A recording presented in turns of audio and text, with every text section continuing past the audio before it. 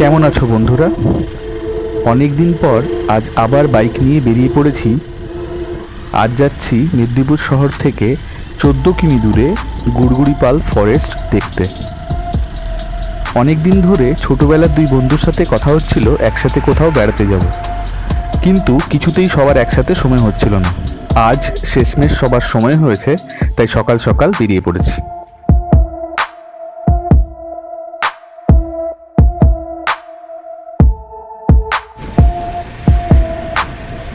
নভেম্বরের শুরু, হালকা ঠান্ডা পড়া শুরু হয়ে গেছে। ভ্রমণপ্রিয় বাঙালিকে আর কে আটকায়? আমরা মেদিনীপুর শহর থেকে রাঙামাটি হয়ে ধেড়ুয়া মেদিনীপুর রোড ধরে সোজা চলে এসেছি এখন গুড়গুড়িপাল হাই স্কুলের কাছাকাছি।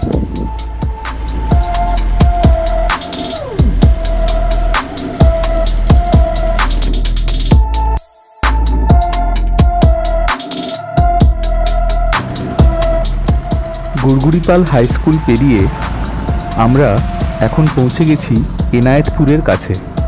এখানে রাস্তার ধারেই এই সুন্দর ছোট্ট মন্দিরটি রয়েছে, হাতিধরা মন্দির।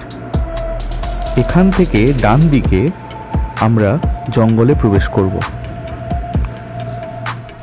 ইতিমধ্যে আমাদের গাইড এবং স্থানীয় দাদা সুরজিৎ দা পৌঁছে গেছে এবং আমরা এখন জঙ্গলে প্রবেশ করছি।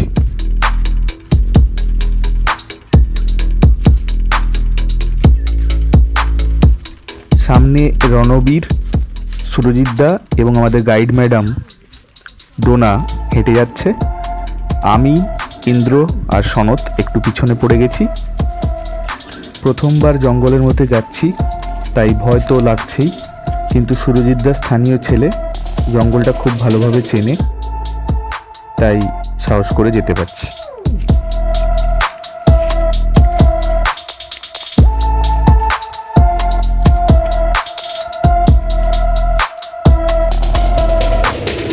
তোমাদেরকে তো পরিচয় করানোই হয়নি ডোনার সাথে।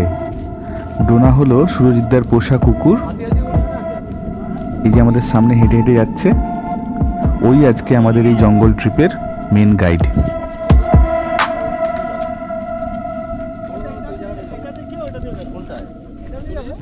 মাশরুম দিয়ে ওইটা দিয়ে বেরাবো সুরজি, বলে সেই জায়গাটায় যাওয়া যাবে? কোনটা? সেই মাঠটা? হ্যাঁ, সেই মাঠটা যাবো তো। সেই মাঠটা থেকে দিয়ে ওটা দিয়ে বেরাবো। হ্যাঁ, যে হাঁটা বেরাবে আবার হালকা করে। এবারে অ্যাকশন লাইন, এবারে অ্যাকশন নিয়ে নিবে। এই যে আমাদের আছে তো শিকারি। এই একটা ধরা করে যারে যাত্রা ছিল বলে তাই। আর আমি উপর দিয়ে সামনে বেরিয়ে গেল। তখন আলো হয়েছে। অ্যাকচুয়ালি হাতি এলে প্রথমে কোনো সময় ছোটা উচিত না, আগে দেখতে পারো মুভমেন্টটা কি আছে। ও তো সবসময় তো ও তো প্রচুর শান্ত প্রকৃতির প্রাণী, কোনো সময় খাদায় না। এবার হচ্ছে দেখতে হবে ওর মুভমেন্টটা কি আছে, দেখে যদি ও খাদানা মুভমেন্টে হয় কোনো সময় গাছে ওঠা যাবে না। কোনো গাড্ঢা দেখতে হবে, গাড্ঢার নিচে বসে যেতে হবে একটু গিয়ে। ও গাড্ঢার নিচে কোনো সময় নামবে না, উঁচু ভারী প্রাণী তো, মানে উঁচু থেকে নিচুতে নামতে পারে না। উঠতে যেরকম কষ্ট হয়, নামতেও ওর কষ্ট হয়। এগুলো দেখে চলতে হবে আর কি। আচ্ছা, বাকি ভয় কিছু না। ওকে।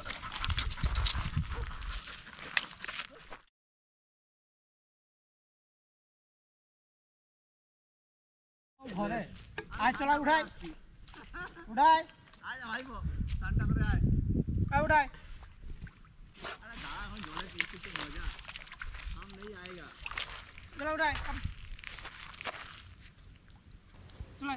জঙ্গলের মধ্যে কিছুটা যাওয়ার পর আমরা এরকম একটা জলাশয় দেখতে পেয়েছি, আর ডোনা সুন্দর ঠান্ডা জল পেয়ে সাথে সাথে সাঁতার কাটতে নেমে পড়েছে, আর উঠতেই চাইছে না।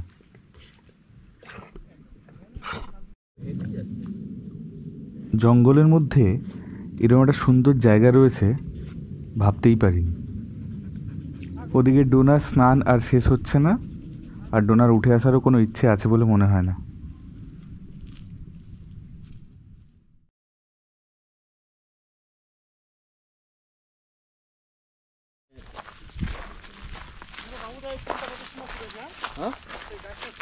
অনেকক্ষণ স্নান করার পর ডোনা উঠে এসেছে।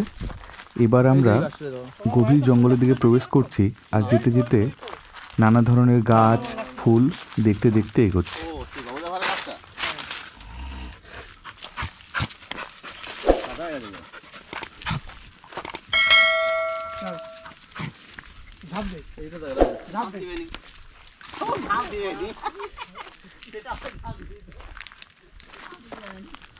জলে অ্যালার্জি ছিল, আমি একটু জলের জন্য মাথা খারাপ করে দিই।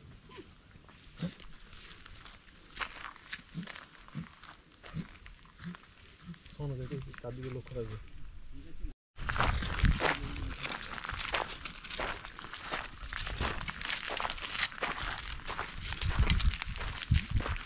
এই যে গাছগুলো কেটে নিচ্ছে, হ্যাঁ এগুলো জ্বালানোর জন্য এটাই তো সমস্যা, সামনের গাছগুলো কেটে নেয়।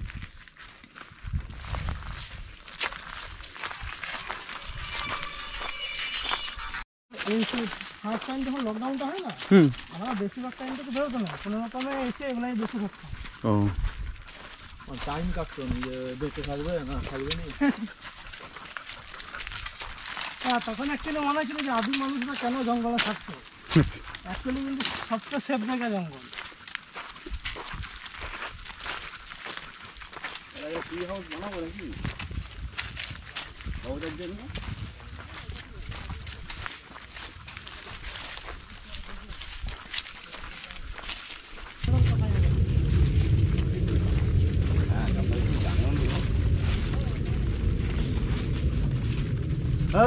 এদিকে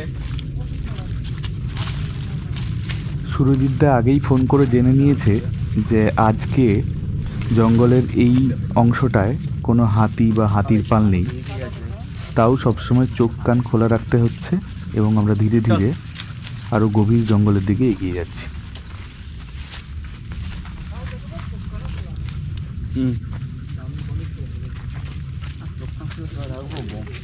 বন যা ঘন হয়েছে, এত ঘন ছিল 2 মিটারে কিছু দেখা যায়নি কি আছে না। জঙ্গলের মধ্যে রাস্তা কি করে মনে রাখো? মোটামুটি দিক নির্ণয় ওই পাশ দিয়ে এলাম। আচ্ছা,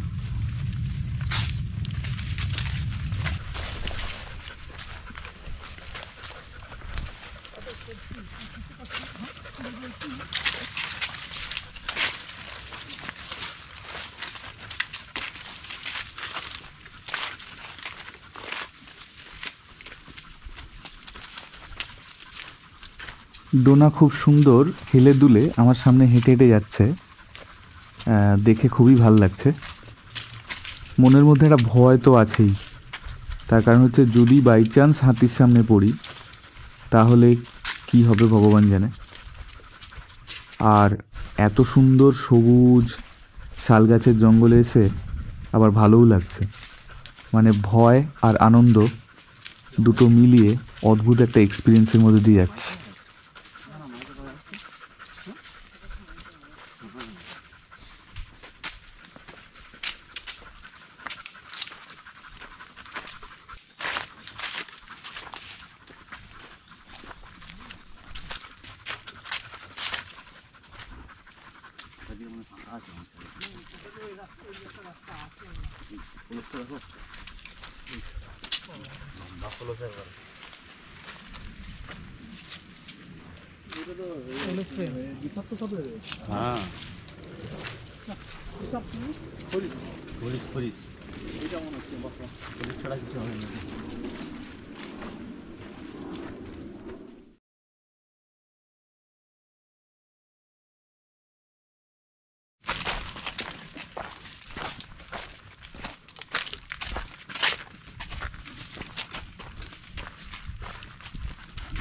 ঠিক আছে বসতে দেওয়া হচ্ছে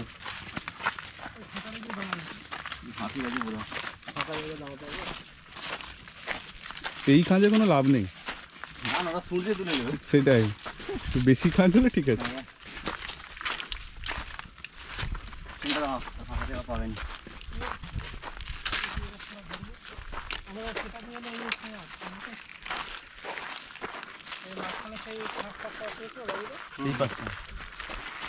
সেইখানটা সেইটা তো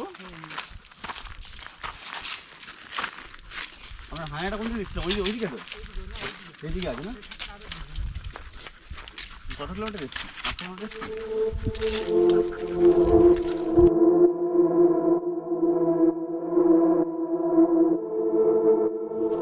কিছু একটা দেখে হঠাৎ ডোনা দাঁড়িয়ে গেছে, এবার আমাদের বুক কাঁপতে শুরু করেছে। বুঝতে পারছি না সামনে কোন বিপদ। আমাদের জন্য ওয়েট করে আছে।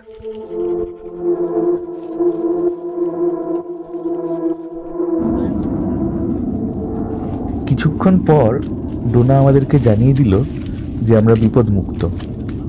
তাই জন্য এখন আমরা ধীরে ধীরে জঙ্গলের মাঝামাঝি একটা জায়গার দিকে এগিয়ে যাচ্ছি।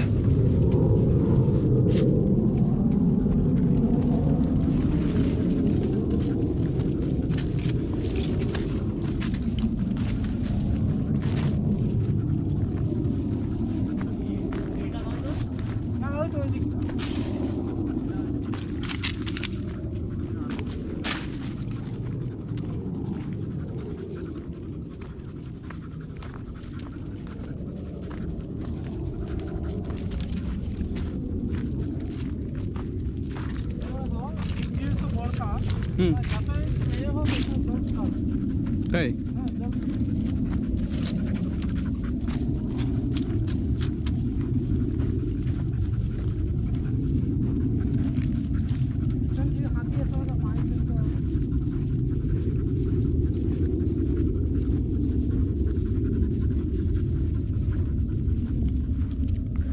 এরকম ঘন জঙ্গলের মাঝে এত বড় জায়গা আর তার সাথে এত বড় জলাশয় আছে জানতামই না।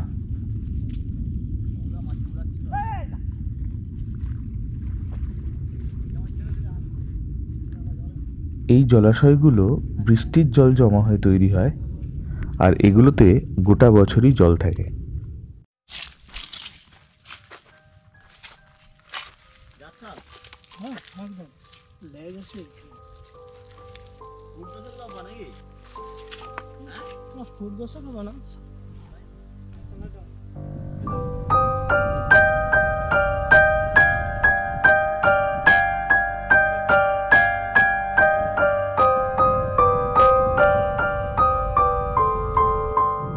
এখন আমরা জঙ্গলের মাঝে এরকম একটা ফাঁকা জায়গায় গাছের তলায় বসে কিছুক্ষণ বিশ্রাম নেব।